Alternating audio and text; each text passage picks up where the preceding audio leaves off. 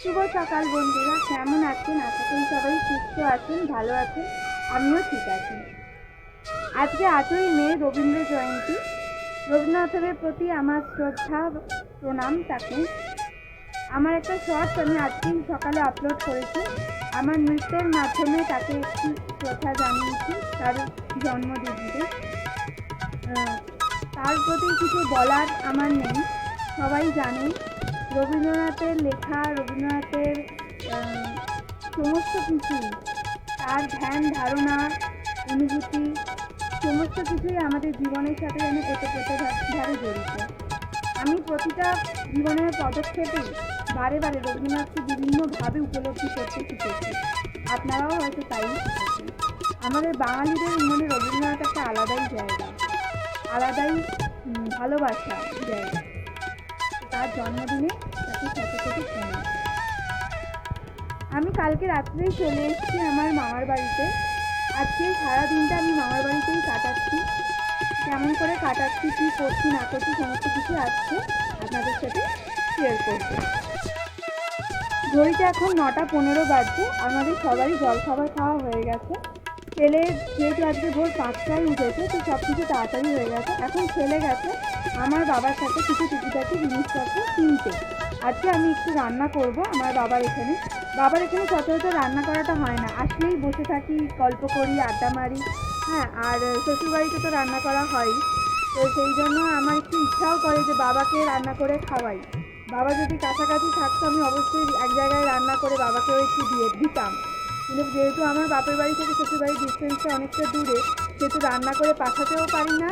বাবা একা একাই থাকে, তো বাবা বাইরে খান আর কি, হোম ডেলিভারি খেয়ে না। তো একটু কষ্টও হয় যে আমি রান্না করছি কিন্তু বাবাকে দিতে পারছি না। তো আজকে যখন এখানে আছি, ইচ্ছা আছে একটু বাবার জন্য ভালো মন্দ কিছু রান্না করবো। কী রান্না করবো সেগুলো সমস্ত কিছু আপনাদের সাথে শেয়ার করবো। হচ্ছে কষা কষা আলুর দম, নিরামিষ কিন্তু পেঁয়াজ দেইনি, একদম কষিয়ে রান্না করছি আলুর দমটা।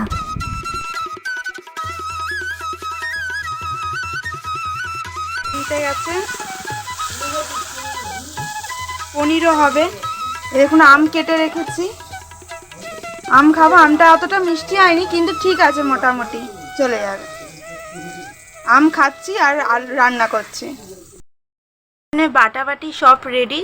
টমেটো, আদা, লঙ্কা পেস্ট, চারু মগজ, কাজু বাদাম পেস্ট, গরম মশলা পেস্ট হয়ে গেছে। এবার আমি অন্য পনির রান্নাটা চাপাবো।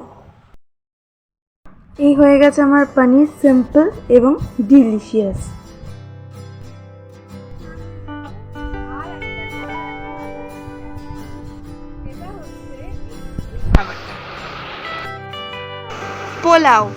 পোলাওটা একটু গলে গলে গেছে। আমি জানি না, আমি আগে খুব ঝরঝরে পোলাও করতাম। এখন কি ইদানিং হচ্ছে জানি না, জায়গা ছোট কারণে ভাতটা বেশি সিদ্ধ করে ফেলছি, একটু গলে গলে যাচ্ছে, মাখা মাখা হয়ে যাচ্ছে। যাই হোক, ঘরেতে তো খাবো। আরেকজনের খিদেতে মাথা খারাপ হয়ে গেছে, ভোর 5টায় উঠেছে, এখন খিদে পেয়ে গেছে। স্নান করে একবার ওর দিম্মার বাড়ি ঘুরে আসা হয়ে গেল। দিম্মা এখনও রান্না করে। দিম্মা মানে আমার মামি হয়, মামা মামি। মামাকে দাদু ভাই বলে আর মামিকে দিম্মা বলে।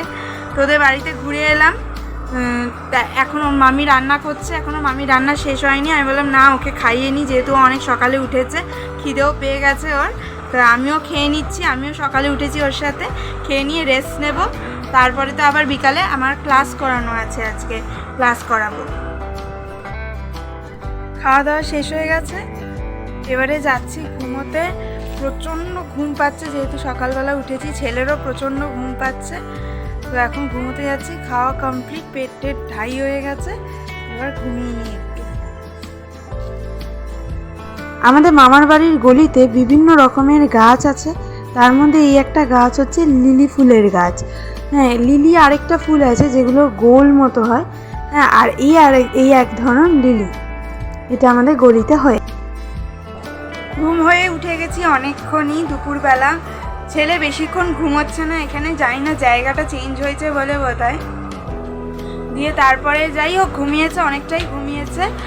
দিয়ে উঠে আর একটু ওকে নিয়ে পার্কে গেছিলাম। পার্কে যে আমি ভিডিও করব কিছু করব তার সুযোগটাই দেয়নি আমার ছেলে। কি হয়েছে কে জানে, সমানে কোলে উঠবো করে, এবার কোলে নিয়ে ব্যাগ নিয়ে ভিডিও করা পসিবলই হয়নি। আমাদের এত সমস্যা হচ্ছিল যে এখানে পার্কটায় খোলেইনি, মানে পার্কটা কেন খোলেনি আমি জানি না।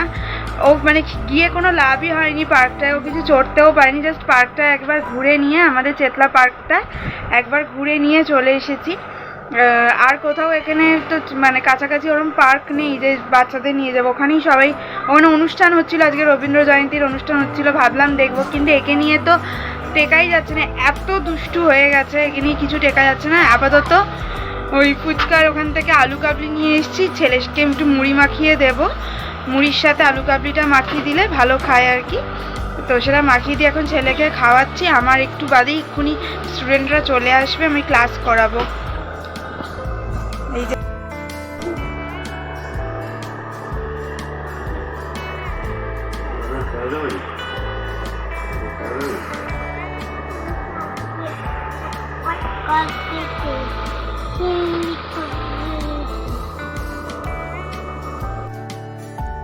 ক্লাস করানো হয়ে গেলে আমি আসি মামির ওপরে, ব্যাগ ট্যাগ গুছিয়ে নিয়ে রেডি শেডি হয়ে এবার আমরা বেরোবো হচ্ছে ফুল দিদির বাড়ি, মানে আমার ছোটো মাসির মেয়ের বাড়িতে।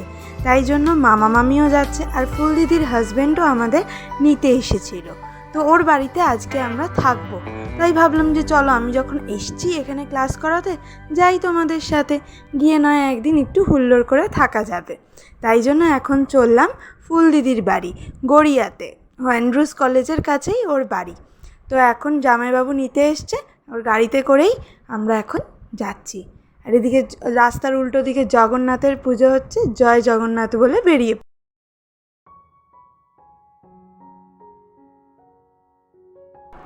তোমার এই করিয়াছি জীবনেরও ধ্রুবতারা, এ সমুদ্রে আর কভু হব না গো পথহারা। জীবনে চলার পথে বারবার একটা কথা উপলব্ধি করেছি, যে কারুর উপর ভরসা করে জীবন না চালিয়ে ভগবানের উপর ভরসা করে যাও। চলে এসেছি ফুল দিদির বাড়িতে। ফুল দিদি এখন চা বানাচ্ছে রাত্রি 9:30টার সময়। কোনো ব্যাপার না, চা খাওয়ার কোনো টাইম নেই, জানলায় মেললো তো। এই যে আমার ছেলে,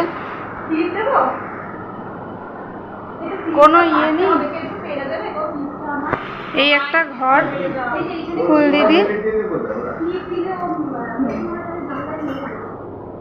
এইখানে হচ্ছে কিচেন, রান্নাঘর, আর এই একটা রুম, এখানেই আমরা থাকবো।